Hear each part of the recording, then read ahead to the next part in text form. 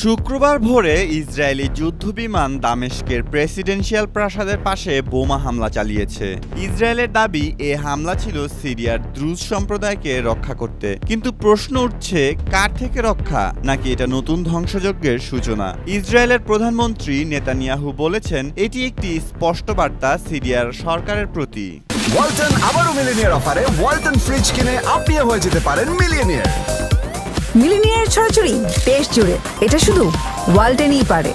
কিন্তু Syrian Presidency এটিকে বলছে এক বিপজ্জনক উস্কানি, দেশের সার্বভৌমত্বের উপর সরাসরি আঘাত। এই সপ্তাহেই অন্তত 109 জন নিহত হয়েছে দ্রুজ অধ্যুষিত এলাকায়, যার মধ্যে 42 জনকে গুলি করে হত্যা করা হয় সিরিয়ার নিরাপত্তা বাহিনীর অ্যাম্বুশে। অন্যদিকে জাতিসংঘের মহাসচিব এ হামলাকে আন্তর্জাতিক আইন লঙ্ঘন বলে অভিহিত করেছেন। কিন্তু ইসরায়েলের এই কথিত দ্রুজ রক্ষা অভিযান আসলে কি অন্য কিছু ঢাকতে চাচ্ছে? আবার কি পশ্চিম এশিয়া জ্বলতে যাচ্ছে যুদ্ধের আগুনে? এই আঘাত শুধুই শুরু নয় তো, বিশ্ব এখন অপেক্ষায়, আর সিরিয়া নতুন এক দুঃস্বপ্নের দ্বারপ্রান্তে। মেহেদী মাসুদ, জনকণ্ঠ।